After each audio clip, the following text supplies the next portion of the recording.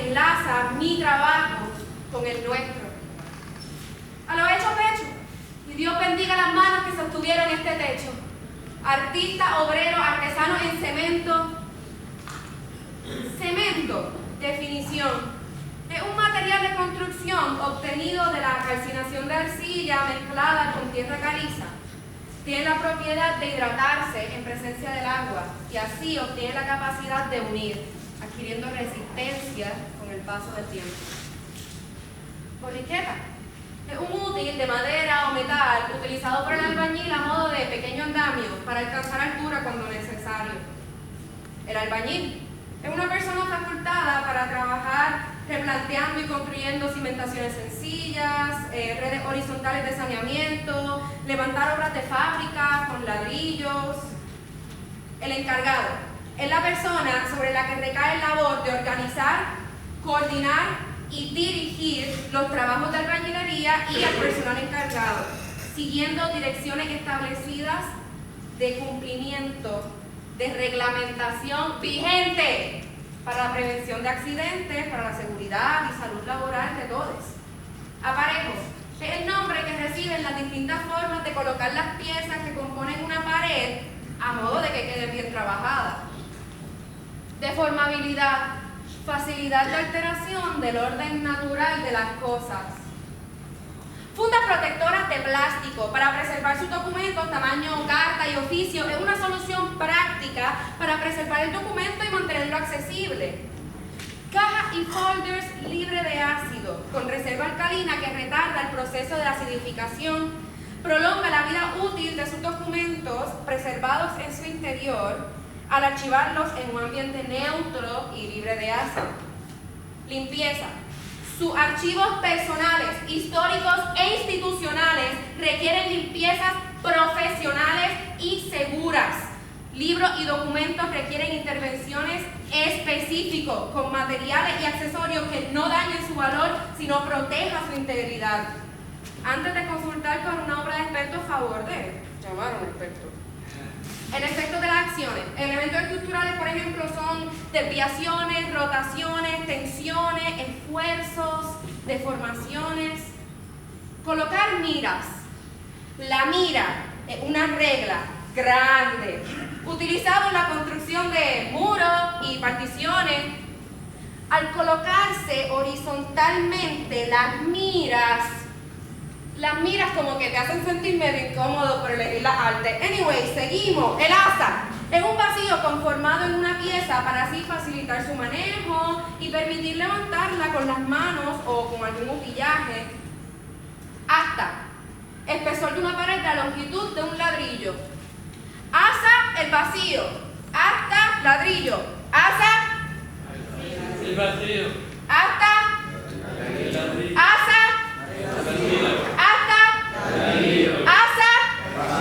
¿y hasta cuándo? ¿Y hasta cuándo nosotros vamos a pretender que todo sigue bien? Las columnas del teatro están en canto. Los libros desaparecen, los archivos son comidos por hongos. ¿Y hasta cuándo nosotros vamos a pretender que eso no está pasando? Todavía nos falta. Y la juventud sigue, mira que seguimos, construyendo archivos, preservando edificios, los patrimonios del amor, suspirados entre pasados ahora nos detienen para preservar todo lo que se elabora.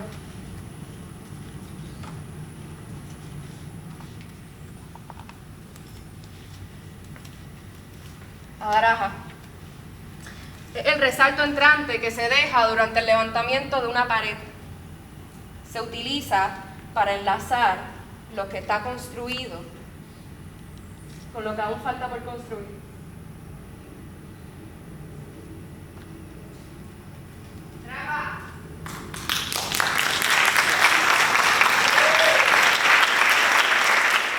Prevenido, grabando. Chico fácil, eso hay que escucharlo. Silencio en set, Exacto. prevenido.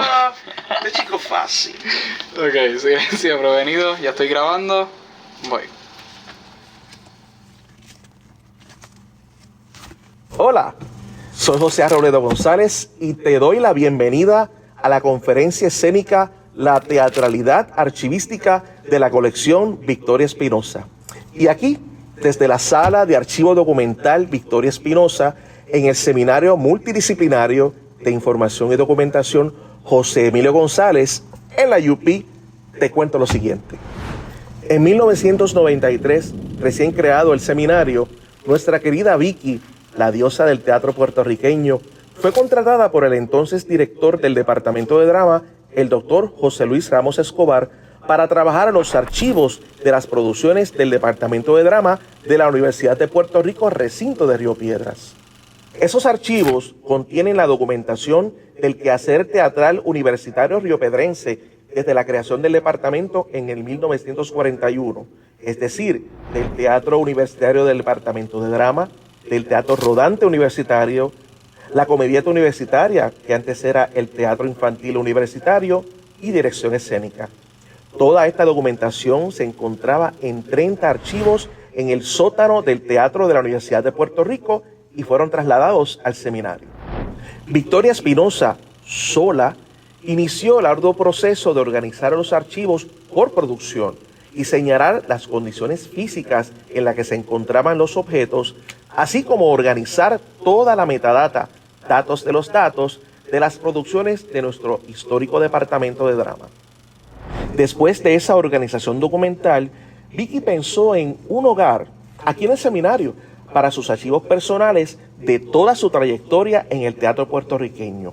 Y me dice, Cheito, únicamente ella me llamaba así, vamos a mi casa, buscamos mis archivos para que estén ya aquí y yo poder organizarlos.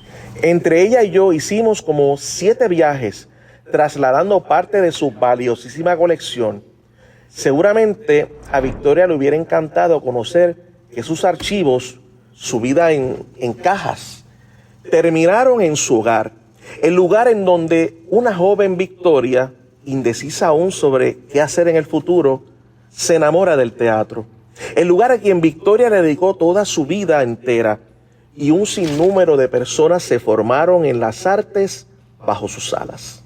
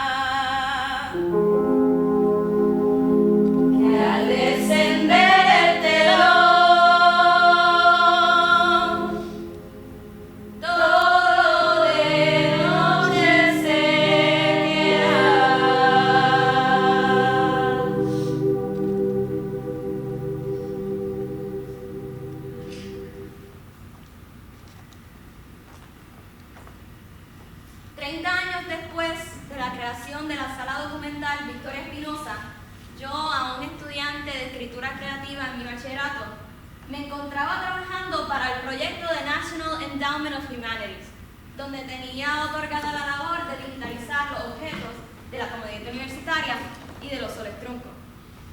Un día mientras digitalizaba el libreto de La Bella Durmiente para la Comedieta Universitaria de 1949, vi como de entre sus páginas cayó una nota que leía simplemente: calma, Victoria.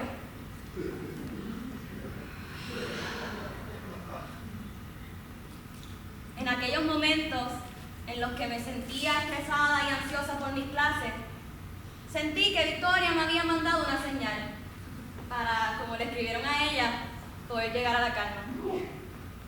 Partiendo desde ese día, mi relación con Victoria se despidió de toda lejanía. Se quitó el velo de ambigüedad y se convirtió en una especie de cercanía sin yo haberla nunca conocido. Es más, hay veces que mi mente no logra ni tan siquiera configurar a Victoria Espinosa como fallecida, porque la veo viva en sus archivos todos los días. Me enamoré de Victoria. Y enamorarse de Victoria es enamorarse del teatro.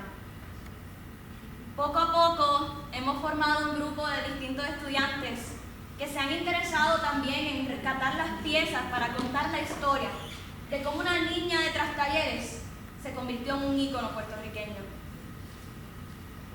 ¿Qué espacio ocupo yo en el teatro? O como Victoria Espinosa le llamaba, el templo ancestral de la vida. Ese fondo de luz que mi cuerpo baña, resalta entre las butacas, enciende mis preguntas.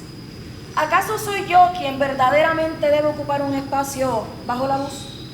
¿Existe tal cosa como tener que merecer un espacio en el teatro? ¿O simplemente uno es teatro? Yo, al igual que Vicky, fui y soy aún esa niña asaltada por las dudas de otros que como esta luz reflejaron sobre mí. Cuenta Rosalina Perales en su libro 50 años de teatro puertorriqueño, El arte de Victoria Espinosa, que en un principio Vicky estudió un grado de comercio por eso de que en aquellos tiempos la vida era dura. Pues la vida sigue siendo dura en Puerto Rico, ¿no? Por lo que yo, al igual que Vicky, opté por eso que llaman una carrera segura. Y adivinen dónde terminé. ¿Dónde? En contabilidad. En contabilidad. En el 1945, Vicky entró a la Universidad de Puerto Rico, recinto de Río Piedras, lugar donde trabajó su padre, don Edurige Espinosa Pagán, como albañil. Un día se encontró a su amigo Marcos Colón, quien la invitó a un taller de teatro por el profesor Leopoldo Santiago Lavandero en el verano de 1946. Desde ese momento, Vicky se entregó en cuerpo y alma al teatro. Y en mí, las dudas comenzaron a dejar trazos sobre mi cuerpo, pidiendo que me diera cuenta que no estaba feliz. Y pues pensé de muchacho, como me encontraba no había mucho que perder. Y terminé, al igual que Vicky, en el departamento de drama. La vida nos llevó a este momento en abrir los ojos y reconocer ese templo ancestral como nuestro llamado a descubrir y vivenciar. Esa fuerza mística y misteriosa es ese templo del cual Vicky habla. Se construye desde la interioridad de cada uno. Conocer a Vicky desde sus archivos ha sido la mejor formación artística y personal que me llevó a la vida. Al principio me la presentaban como alguien fuerte, directa, hija de maestro. Sí. Y el ensayo no se acaba hasta que yo termine de dar las notas. Que si hay un actor enfermo, hubo una época donde ella tenía medicinas para dársela para que no faltara. Y sí, era todo eso. Pero Vicky también fue una gran mentora, activista, estudiante, profesora, hija y sobre todo una gran madre.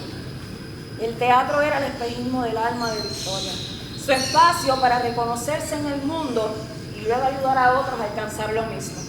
Y así lo hizo. Aún después de su muerte, desde algún otro lugar, Vicky ha logrado que reconozca que el rumbo hacia el teatro no es lineal, pues debe recorrer los laberintos del corazón antes de poderse presentar.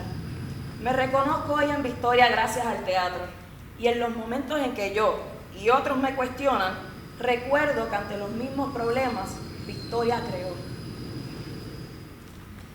En el 1998 pasaron un montón de cosas, pero yo quiero recordar dos esenciales para mi experiencia en esta aventura de archivo. En el 98 llegaron al Centro de Documentación de las Humanidades José Emilio González 38 cajas de la antigua Oficina de Actividades Culturales de la Universidad de Puerto Rico, recinto de Río Piedras.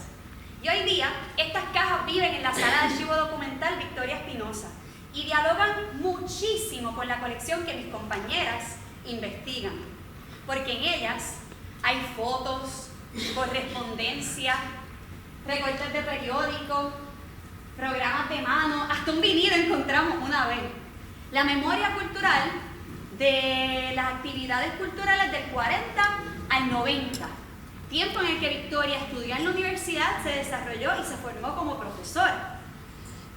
Una de las primeras conclusiones a las cuales llegamos quienes curioseamos en esta colección es el uso frecuente del teatro. Y esto me lleva a preguntarle a familiares, colegas, artistas, amigos que vivieron este tiempo sobre su relación con el teatro y yendo a estas actividades culturales. Además de que me cuentan y me corrigen, de que por muchos años tuvimos acceso a taquillas gratis al teatro cada vez que fue una actividad cultural y conocían el teatro de la UPI como el teatro del país, como el teatro de Puerto Rico, y eso se me quedó en la mente. Y me llevó a comparar las veces que venía un artista internacional a Puerto Rico y se presentaban efectivamente en el teatro de la UPI. Muchos artistas de Europa, muchos músicos de Alemania, de Rusia, de Polonia, de Latinoamérica venían también. Pero entonces, más para el Caribe, las exploraciones que voy viendo en esta colección de actividades culturales van dirigidas a la danza y el teatro. Y observo que Victoria Espinosa se encargó de que esa programación, esa cartelera teatral que ofrecía actividades culturales, estuviera acaparada por el Teatro Rodante Universitario, que estuviera acaparada por búsquedas puertorriqueñas y caribeñas. De hecho, según el libro de Rosalina Perales que mi compañera menciona anteriormente, 50 años de historia del teatro de Puerto Rico, Victoria Espinosa logró presentar en el Teatro de la Universidad de Puerto Rico más de 30 veces, dirigiendo el Teatro Rodante Universitario, porque para ese entonces el teatro de la UPR respondía directamente a las necesidades del estudiante de drama. Ese mismo año que llegaron las cajas, el teatro cerró. ¿Qué? ¿Cómo? No, pero tranquila. Sí. Fue por motivos de remodelación. Ah, claro. El detalle es que cuentan algunas personas, bastante, que vivieron en ese tiempo la universidad, que por muchos años nadie entraba ni salía de ese teatro con intenciones de remodelar nada. De hecho, se produjo un movimiento de obras clandestinas llevadas a cabo dentro del teatro cerrado, que confirman que ahí dentro había más hongo que reconstrucción pasando. Y este silencio por parte de la administración, ¿qué pasó con el teatro? ¿Qué va a pasar? ¿Qué va a pasar? Y Nacarile aumentó las sospechas de una privatización del sistema UPR, considerando entonces al teatro como una pieza más de ese juego. Entonces, ¿qué pasa? ¿Esto significa el cese de la creación teatral del estudiante de drama? No. Yo pienso que eso es lo que nos llevó a resignificar tantos espacios en la Facultad de Humanidades. Se usa más el Julia de Burgos, se usa más el teatrito anexo al Teatro PR, la Plaza Antonia, los salones, los pasillos, el frente del teatro cerrado. Se convierten en escenarios.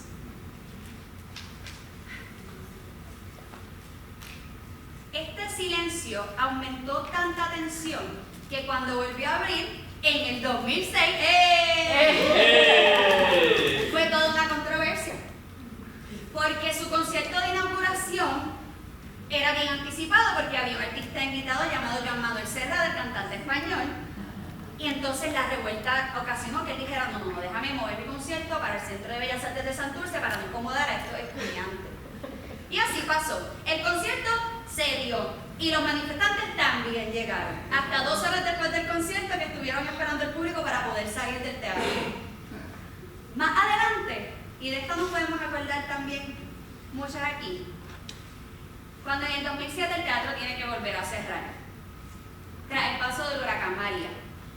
¿Se acuerdan? Sí, imagínate. acabando de pasar una huelga porque nos van a recortar 5 millones. Entonces, ¿quién sabe cuándo van a rescatar ese teatro? Pues poco después la familia Miranda organiza $1 millón para salvar el teatro de Puerto Rico. Y a Lin-Manuel Miranda se le ocurre que es tremenda idea regalarle a la Yupi el musical de Hamilton. Él piensa que está brutal traer la historia de la liberación de los Estados Unidos al teatro de los PR. ¿Se acuerdan, verdad? Claro que nos recordamos. ¿Se acuerdan también que la Hermandad de Esperados Exentos No Docentes redactó una carta dirigida directamente al artista? Sí. La publicó por Instagram, por Twitter y por Facebook. Todavía lo pueden encontrar si lo escriben en Google. Donde les recuerdan, por si se les había olvidado, de la tensión que vive el estudiantado, la facultad y la administración. Y que si continúa con su idea de presentar la obra en el Teatro de la Yupi, pues su obra va a ser un espacio de manifestación. Poco después decidió mover su obra al Centro de Bellas Artes De Santurce. Bueno, estos dos eventos no están en la colección de actividades culturales, porque como les dije, llega hasta el 90, pero me acuerdo de ellos al traquetear esta colección y al pensar en el teatro hoy día y recordarlo. Eso es algo que nos destaca por trabajar en esta colección, porque mientras trabajamos con lo que hay, a falta de algo, creamos. Así trabajamos acá. Unas llegamos a través de una maestría, un bachillerato, un empleo jornal cuando había, estudio trabajo, PA, y nos quedamos gracias a la misma red de contradicciones que sostiene con muchísima atención el sistema UPR. Porque mientras ella alberga estas dos colecciones tan importantes para la memoria cultural, no cuenta con el presupuesto mínimo para cubrir a cabalidad los pasos de la preservación y la conservación del patrimonio cultural. Mucho menos cuenta con los recursos humanos necesarios para divulgar la misma. Porque mientras esta se queda en los archivos, allí se detiene la conversación. Y no es posible cuestionar. La profesora Mila Ponte del curso de Humanidades Digitales nos lleva a preguntarnos desde el inicio de estos cursos, a falta de apoyo económico de la administración, ¿qué se hace?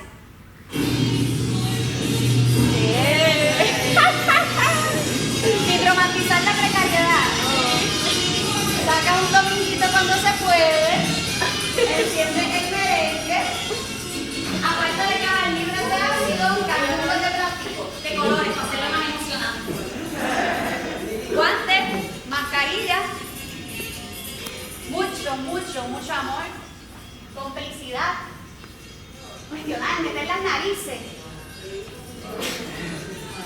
organizar y mantener el archivo vivo.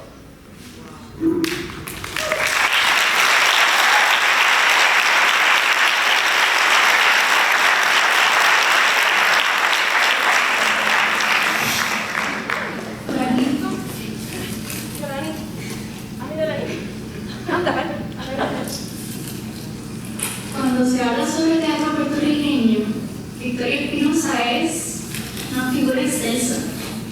Se le conoce a Vivi como la madre del teatro puertorriqueño, como la maestra de maestros, y quienes pasaron por sus manos en el departamento de drama afirman que Victoria era una mujer intensa, disciplinada, bien meticulosa en sus procesos de creación, en su docencia, y con un acercamiento espiritual en sus procesos de creación bien incentivado. A mí precisamente me llamó la atención analizar su figura como docente.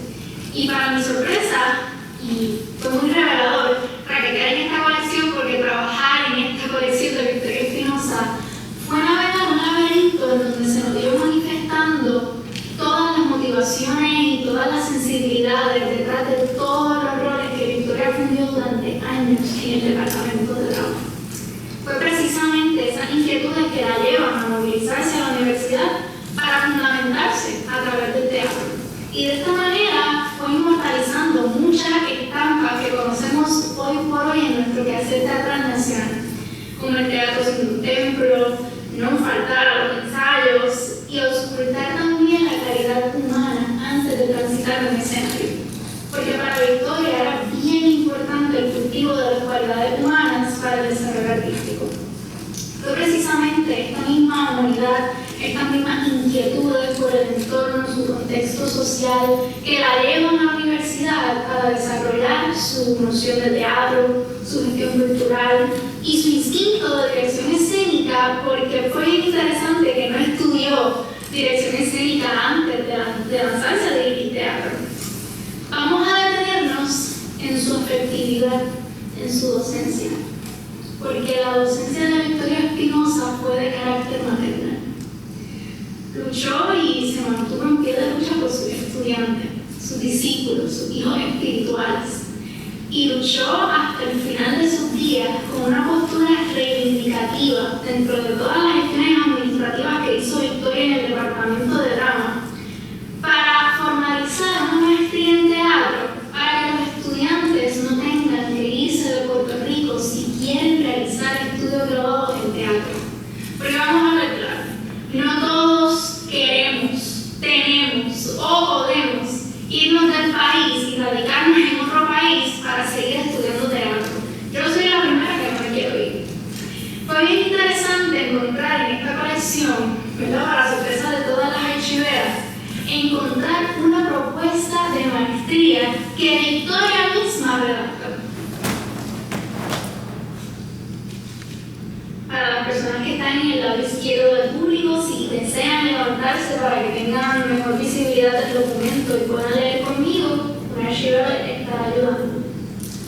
Como les indiqué, en la colección de Victoria hay una propuesta de maestría que Victoria misma redacta, y en la introducción de la misma ella afirma que la maestría en teatro pretendía combinar la investigación teórica y práctica con el estudio sistemático de las artes dramáticas para fortalecer el análisis crítico de toda la actividad artística del país y establecer enlaces con los teatristas latinoamericanos, propiciando un intercambio entre la comunidad académica y artística. Pero la justificación primordial de esta maestría en teatro era fomentar y poder ofrecer un servicio a la comunidad sobre los valores estéticos de nuestra cultura. Es así que en cada momento que Victoria recibía una distinción, un reconocimiento, un premio, como lo fue el título de profesora emérita, que en su discurso ella lo titula profesora emérita, imposible, lo pueden encontrar también en un artículo, ¿verdad?, en la Fundación Nacional para la Cultura Popular, en donde Victoria se cuestiona, dentro de todas las invitaciones que hace, ¿verdad?, porque utilizó el espacio como foro para establecer todas sus inquietudes, ella afirma y se cuestiona a la vez: ¿por qué el Departamento de Drama de la Universidad de Puerto Rico, recinto de Río Piedras, fundado en el 1941 por Leopoldo Santiago Lavandero, todavía no tiene una maestría? Sin embargo, otras facultades con menos o iguales méritos ya tienen hasta doctorado. Cierro cita. Es en este momento en donde yo me encuentro con el documento y, analizando sobre todas mis vicisitudes como estudiante, problematizo la cuestión.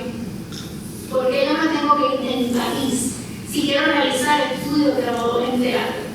¿Por qué tengo que iconizar y tomar como lo esencial esta postura del cinismo imperial, egocentrada y egocentrada sobre el teatro, y olvidarme del teatro puertorriqueño? ¿Por qué tengo que entregar para irme? Estar en esta colección me hace reflexionar, ¿verdad?, me hace confrontarme, pero también me ayuda a compartir la voluntad de Victoria de no hacer murallas del teatro puertorriqueño, sino crear puentes, enlaces con el teatro caribeño y latinoamericano. Esta propuesta de maestría fue precisamente de sus últimos legados en el departamento de drama, por la ilusión de que se pusiera en vigor para el primer semestre del año académico del 1994 al 1995. Han pasado 30 años. Y todavía afirmamos que es urgente formalizar y concretizar una maestría en teatro en el primer centro docente del país.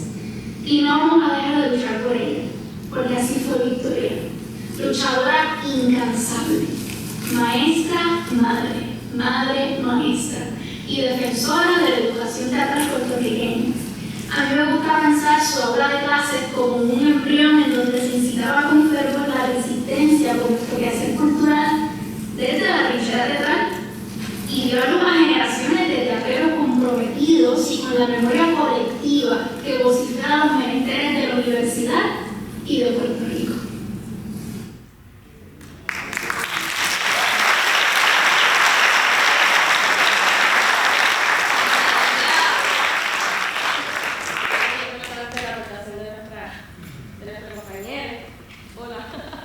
A medida que yo iba profundizando en la organización de la colección de Víctor Espinosa, me era bien notorio esa sensibilidad y ese tono apasionado y vulnerable que tienen los archivos de Vicky. Incluso nosotros allá en la colección solemos decir que Vicky está allí y vive, porque cuando estamos conversando con sus archivos, es como si estuviese realmente contigo hablándote bien coloquialmente, bien naturalmente. Yo quería saber, indagar, de dónde venía esa sensibilidad, porque era bien particular.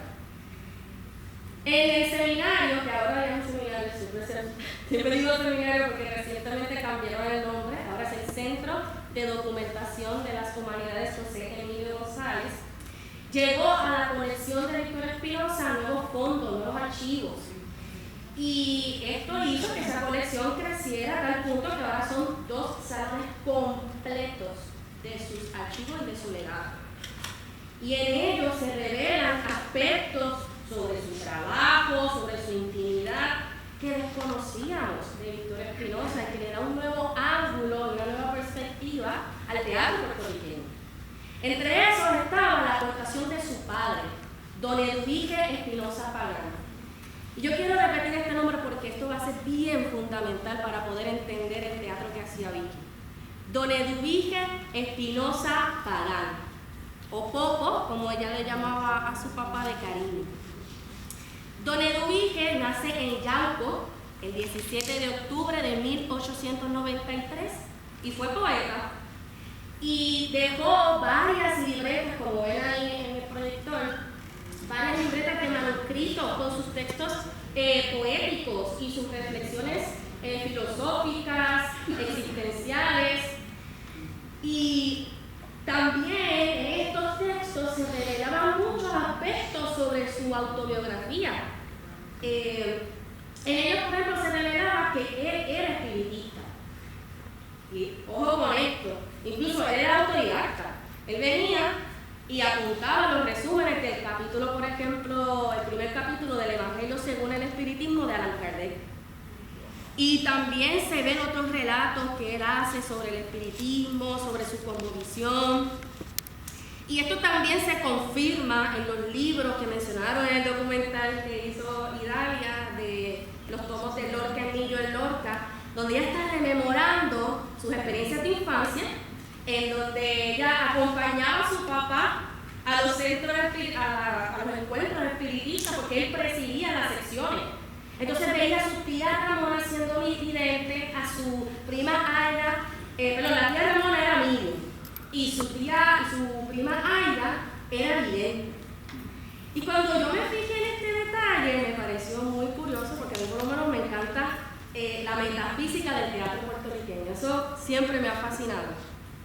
Y si lo analizamos y entendemos cómo Vicky hizo su teatro, es bien proporcional a la estructura espiritista.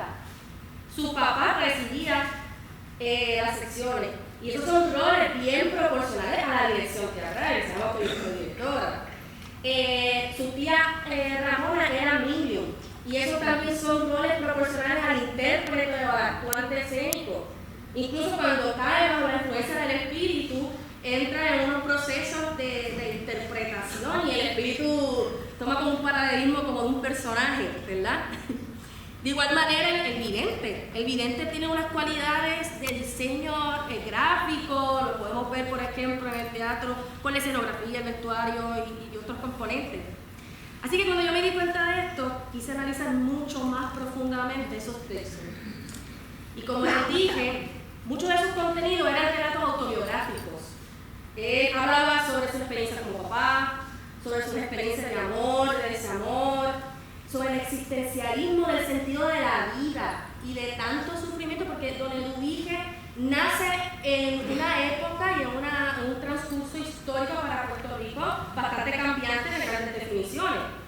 Hablaba sobre aspectos de política, de salud pública, culturales. Por ejemplo, en el tema de la salud pública, él habla mucho sobre las enfermedades de esos momentos, que es el vómito negro, la tuberculosis, la fiebre amarilla, también los aspectos políticos. Él relata todas las repercusiones del gobierno de Luis Muñoz Marín. Incluso si nos vamos un poquito más para atrás, él vivió esa transición de la colonia española a la colonia estadounidense. Él fue uno de los primeros tripulantes que viajó de Puerto Rico a Hawái. Que si, ¿verdad? Volvemos a esa parte de la historia de Puerto Rico, sabemos que terminaron siendo víctimas de fuerzas policíacas, abandonados a su suerte, con esta promesa de progreso laboral. Bueno, y habla muchas cosas más. Todo esto desde una cosmovisión espiritista, tratando de entender cómo el mundo espiritual se traduce en los hechos históricos del mundo de la apariencia. Otra cosa que también me encantó leer en sus libretas era su primera experiencia teniendo contacto con el mundo espiritual. Él relata que un domingo él estaba descansando en una casa abandonada. Y él recuerda que esta casa abandonada había vivido su padrino.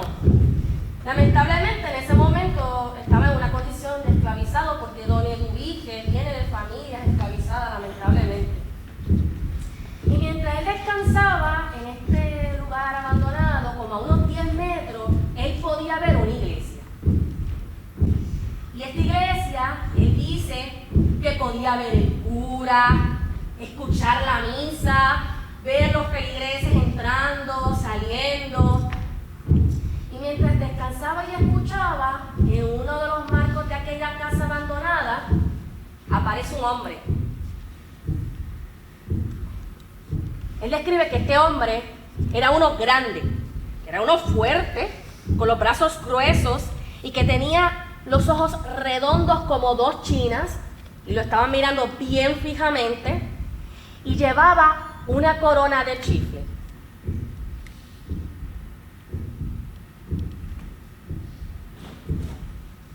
El hombre desapareció. ¿Y qué ustedes creen que él hizo? Más rápido que ligero, patitas pa' que te tengo, y se salta a correr. Y cuando llega a su casa, le cuenta a su mamá, a su tía, a su abuela lo que había visto. Pero ellas no lograron como entenderlo y pensaron que al muchacho se le había metido al demonio. Entonces vienen y lo mandan a vivir a donde un instructor de conducta. Y un poco para darle un contexto, estas medidas de estos instructores de conducta eran bien violentas, eran bárbaras. Había mucho maltrato físico, emocional. Entonces don Eduvige tuvo que pasar trabajo forzoso, desnutrición, mucho maltrato emocional, como dije, espiritual. Así que ante la intolerancia de lo evidente, ¿qué hace don Eduvige? Se escapa y se queda entonces vagando de casa en casa, ofreciendo su mano de obra a cambio de que le dieran algo de comer. O si acaso, ¿verdad? Le dejaran pasar la noche ahí. En ese ir y venir, él aprende de albañería. Lo perfecciona y lo evoluciona a tal punto que termina trabajando en la Universidad de Puerto Rico como, entre el recinto de Río Piedras, como director de planta física. Este es uno de los frenes que nosotros tenemos allí. Y esta es una instalación que tiene el hijo de Víctor Espinosa, Maicito, que gracias a Lucy Meléndez, su esposa, lo tenemos aquí hoy. Y esto va a ser bien esencial para que el pueblo de Santiago de la Bandera tenga su primer contacto con Víctor Espinosa. Como dijo mi compañero y como muchos de ustedes saben, pues Gordín fundó el departamento de drama, pero también era actor, director de teatro y declamaba poesía. Y obviamente don Eduige es fanático así, al fin de la poesía, lo veía declamando. Y un día él está construyendo las losas del techo del Teatro de la UPR y se encuentra con Polvín y tiene una fotografía de él. Y viene y lo coge, va donde él y bien hallado le pide así un autógrafo. Y luego más tarde va donde su hija y le dice, mira, Polvín me dio un autógrafo. Y Vicky también es fanática, era fanática de Polvín. Incluso ella rememora una vez que escribió una reseña que Polvín fue a su escuela cuando estudiaba en la Centra, en high school, en una actividad de su clase graduanda, estaba declamando poesía, y ella reseñó esa presentación. ¿Qué pasa? Ella se acuerda, así que coge esa reseña, se lo entrega a su papá y le dice, por favor, mira, entrégaselo a Polvín, y él lo hace. Y eventualmente ella narra en su libro que cuando está tomando su primera clase con él, y él lee su nombre, se acuerda de su reseña, y viene y la destaca delante de todo el mundo. Y esta parte a mí me encantó porque fue algo como que bien humano, como dice el libro. Porque ella dice que a ella le gustó eso porque ella fue el centro de atención. Y que eso la puso. Y nada, yo un poco me sentí identificada. Otra cosita también que quiero resaltar de estos textos son las imágenes que don Eduige utilizaba para su poética. Él relata mucho las cotidianidades cimarronas, toda esa vida en el monte, los ríos, los árboles, las flores, las aves, todo esto lo utilizaba mucho dentro de las imágenes poéticas. Relata mucho la convivencia con sus abuelos. Con su abuela, por ejemplo, él tiene una conversación que relata que él le pregunta, abuela, ¿cómo es posible que las flores, sin que haya un artista que los cree, emanen tanta belleza y tanta sublimidad? Y la abuela le dice, ¿cómo es que no hay un artista? Claro que hay un artista, Dios es el creador. Y al yo ver esto, un poco pensé, bueno, esto tiene mucho sentido en esa mirada sensible que vemos de Victoria Espinosa con su puesta en escena, porque es en este momento que don Eduige cobra un sentido del arte como un medio sagrado, como la belleza como un medio sagrado, y luego lo vamos a ver en su concepción del teatro-templo, en su teoría. Ella decía que cuando empezaba el trabajo con sus estudiantes o con cualquier actor o actriz, le pedía que partiera de 3 preguntas metafísicas fundamentales. ¿Quién soy yo? ¿De dónde vengo? ¿Y qué voy a hacer aquí? Y como bien han relatado, le ayudó mucho también en su reafirmación como persona negra. Esto va a ser bien relevante también para su activismo. Voy a volver a retomar un tema que salió en el documental, que es bien relevante dentro de la colección y de los nuevos archivos. Recordemos el 20 de agosto de 1981, que como bien mencionó el documental, el gobierno de Puerto Rico, Romero Barceló, firmó un acuerdo con Ronald Reagan, en ese momento el presidente de los Estados Unidos, para construir el campo de concentración del Fuerte Allen en Juanadía. ¿Por qué? Porque en Florida habían detenido a haitianos inmigrantes por su estatus irregular y querían traerlo aquí a Puerto Rico para mantenerlos apresados. 779 haitianos, 593 hombres, 183 mujeres, 3 niñas bajo el calor del sur de Puerto Rico. Y nosotros tuvimos que lidiar con medidas impotentes a causa de nuestro estatus colonial que nos dejaban sin poder ni autonomía para establecer nuestras propias políticas migratorias. ¿No les parece algo parecido a lo que está pasando hoy día con el presidente Trump y sus políticas migratorias? Y casi. En el Centro de Documentación de las Humanidades, José Emilio González, hay un candungo lleno sobre un montón de archivos sobre este suceso. Hay comunicados de prensa, boletines, trabajos artísticos, informes, etc. Pero este informe que le vamos a estar mostrando ahora, dígamelo, Sofi. Este informe lo escribió el Instituto de Medicina de la Familia a Servicios Legales de Puerto Rico el 4 de septiembre de 1981, donde se habla sobre las facilidades físicas del Fuerte Allen y los servicios médicos que allí se daban. Entre algunas condiciones que se resaltan en este informe es la falta de condición apropiada para recibir servicios médicos. Entre ellos se menciona que eran en carpas con techos de lona, con solo 2 médicos, una enfermera graduada y un asistente de enfermería. Para esperar servicios médicos, ellos tenían que hacer fila afuera de las carpas. Las camillas eran catres militares, la iluminación era deficiente, la temperatura superaba los 90 grados y había una cantidad excesiva de polvo en el ambiente que no es recomendable para recibir y dar servicios médicos. En el informe también se cuenta como los baños en el Fuerte Allen no tenían ni tan siquiera puerta y estaban llenos de excremento.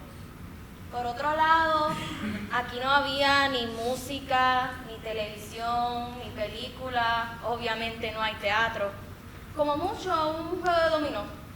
También dice el informe que en el Fuerte Allen no se contaba con ningún tipo de ayuda de servicio a la salud mental. No había psiquiatras, ni psicólogos, ni trabajadores sociales, cuando esto era lo más que se veía afectado en estas personas que habían sido secuestradas en Estados Unidos, llevadas a Puerto Rico y no les daban ni la oportunidad de llamar a sus seres queridos y decirles que estaban vivos en Puerto Rico. No había control de mosquitos ni de ratas, incluso teniendo charcos de agua estancada. Y sí tenían un contrato vigente para el exterminio de los mismos, pero lo estaban utilizando para proteger a las autoridades. Muchas gracias.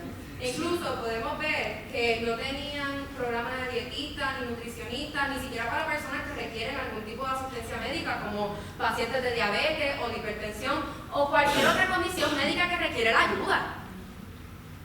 Un artículo en la revista digital de 80 grados titulado Victoria Espinosa y el campo de concentración del Fuerte Allen, Nelson Rivera relata lo que bien ustedes escucharon anteriormente, que Victoria Espinosa crea eventos y repertorios culturales para presentar frente a estas alambradas. Imaginemos en un lado, ¿verdad?, están los haitianos y en el otro lado está todo ese repertorio. No solamente eso, las alambradas fueron imágenes bien potentes en este momento histórico, muchos recordarán, pero también ella hizo mucho más esfuerzo. En la colección, por ejemplo, vemos unas listas que ella reunió firmas para pedir la liberación de los haitianos. Encontramos cartas de ella que había redactado a los supervisores de detención, ¿verdad?, denunciando todas estas condiciones que les estamos explicando que tenían las personas haitianas allí. Bueno, Vicky hizo todo lo que estaba a su alcance con tenacidad para luchar por la liberación de los haitianos del Fuerte Allen.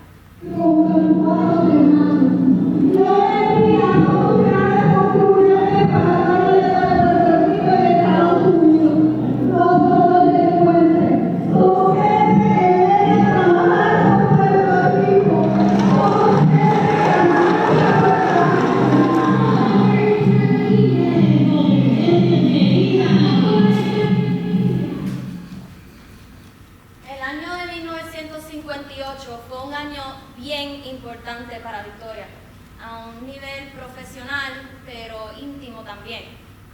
Este fue el año en que Victoria se debutó como directora de teatro profesional, dirigiendo Los Soles Truncos de René Márquez en el primer Festival de Teatro Puertorriqueño del Instituto de Cultura Puertorriqueña.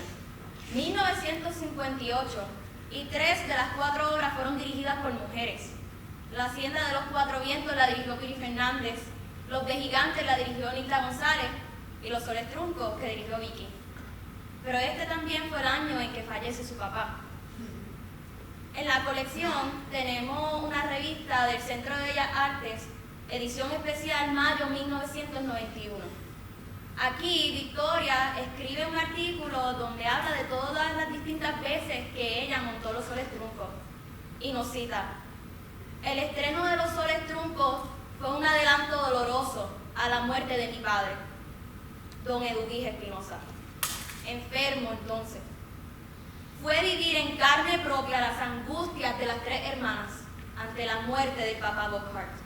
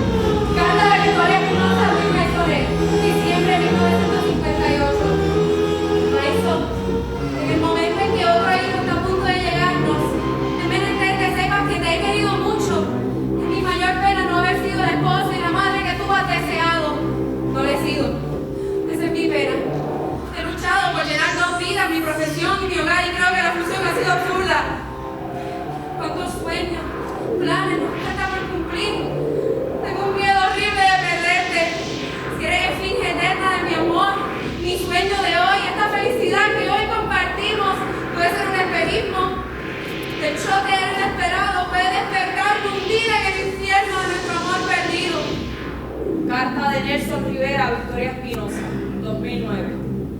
Sé que no fui el único que quedó tristemente sorprendido por tu declaración de que te sentías fracasada. Ciertamente puedo entender e inclusive comprender tu desilusión por no haber logrado un teatro profesional en Puerto Rico. No obstante, mi querida, pienso que es inútil hablar de fracaso. Nada más hay que ver la feliz efervescencia de nuestros jóvenes teatristas, quienes, pese al invariable fardo de limitaciones con el cual trabajan, insisten tercamente en mostrar esa grandeza que los poderes intentan negarnos, dándole continuidad y sostén a los logros de sus maestros. El trabajo de sobra que realizar, seguimos inventando, produciendo, mostrándole al mundo que no practicamos, aun cuando nos asaltan la duda y sentimos que hemos fracasado. Si las cosas no salen como las planificamos, eso no nos impide celebrar nuestros muchos otros logros y seguir aspirando, construyendo.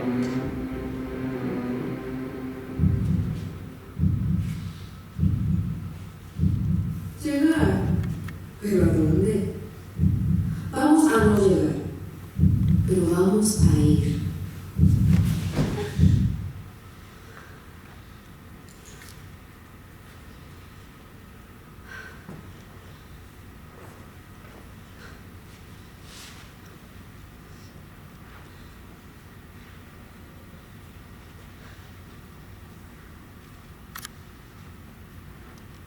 La vida empieza donde termina. Mucho más allá del umbral de la muerte. La reacción espiritual empieza como pira que resurge en ambiente desconocido. Como si dijéramos el pensamiento invisible, tornándose en un ser astral, en una lámina de luz, en algo inconcebible en su misterio, pero real, inspirativo, que fulgura en el recuerdo amantísimo de los que nos quedamos atrás. Así que no te aflijas y no me llores cuando me veas partir, pues no es la fosa inerte y fría la que me espera, sino una transformación saludable de mi cuerpo, en el cual la denigración y la explotación no tienen acceso, como este cuerpo material, que es un esclavo y un verdugo de sí mismo, a la vez que es un reo de la adversidad. Popo. Abuela Clementina se maravillaba, orgullosa al ver la fotografía de la letra negra infundida en aquellas cajas de época. Lo negro puede ir al teatro, negro. Abuela, no ves que yo soy negra y sin embargo trabajo ahí. Claro que tú puedes ir. Pero, al igual que mi padre, nunca lo hizo. Tal vez vamos a pensar porque aquello era cosa del blanco. Y ahora tanto estaba haciendo la nieta y la hija, abriéndose paso a aquel mundo cerrado para los negros. El 17 de mayo de 1995, Victoria Espinosa presenta su carta de renuncia como profesora, la última, la definitiva, la verdad. Que quienes la conocieron saben que renunció un año entre 1000 veces. Y en ella, pues, dirigida en aquel momento a la directora del Departamento de Drama y Daria Pérez Garay. Y en ella relata una serie de razones, ¿verdad? Pero nosotros queremos resaltar las finales, que es que ella quería publicar sus textos, y en eso publicó Lorca Emilio en Lorca, los 2 tomos, pero también quería publicar los textos inéditos de su papá, don Edurige Espinosa Pagán. Pero su libro le tomó casi más de 20 años, imagínate. No le alcanzó el tiempo y pues, no pudo concretizar eso. Ahora mismo, toda esa documentación, todos esos textos están disponibles en el Centro de Documentación de las Humanidades José Emilio González. Y también hay muchas cosas de mucho interés investigativo, historiográfico, no solamente de la vida de Victoria Espinosa, que son bien interesantes, también del teatro que la estaba rodeando a ella, porque ella fue una figura, fue archivista también y referencista. Así que encontramos eso. También hay otras colecciones como las actividades culturales, que ahora mismo que está pasando algo también. Si escanean este QR code, pueden accesar a la exhibición digital. Este es el segundo adelanto de divulgación de lo que hay en la colección de actividades culturales. Es un esfuerzo de estudiantes de Ciencias de la Información, de Elisa Caballo Ramos, Javier Álvarez Ginés, Mariana Gavilla, con la mentoría de la profesora Mila Ponte González. Les invito a que lo escaneen y accesen a esta primera exhibición. Y un poco nosotras hemos también, Dama Estrada, está por ahí, queremos agradecerle profundamente que ha sido esa persona portal, ¿verdad?, para todo este trabajo maravilloso. Esto es un altar que le hemos construido, que ella ha construido, junto con Fred también, y tenemos unas flores. Y poco queremos cerrar este evento primero agradeciendo profundamente. Yo quiero agradecer profundamente a cada una de las personas que están aquí. Quiero agradecer.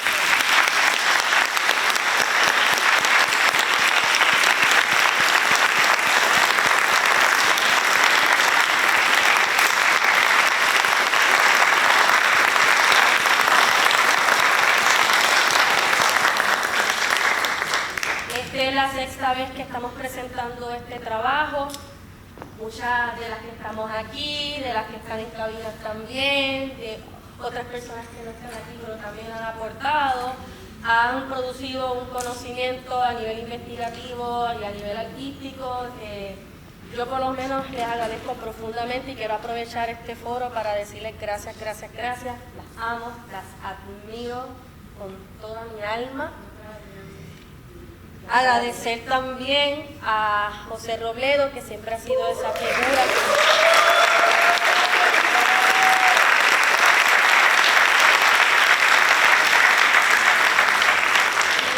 Varias generaciones, ¿verdad? Nos ha visto crecer y es la única persona que está allí atendiendo, ¿verdad? Y haciendo accesible todo esto. Nosotras venimos, vamos y él está ahí presente, así que eso es de mucho agradecimiento y agradecer fundamental y esencialmente a Victoria Espinosa.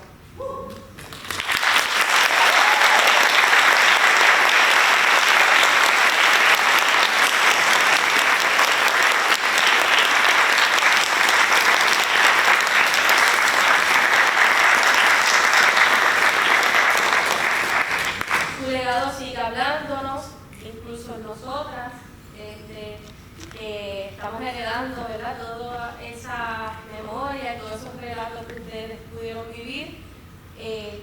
Podemos encontrar en sus archivos como que sigue hablándonos, y lo lindo también de esta colección es que es tan íntimo, como ella siempre fue un libro abierto y habló de todas sus vulnerabilidades, que creo que la mayor validación de esto es como seres humanos.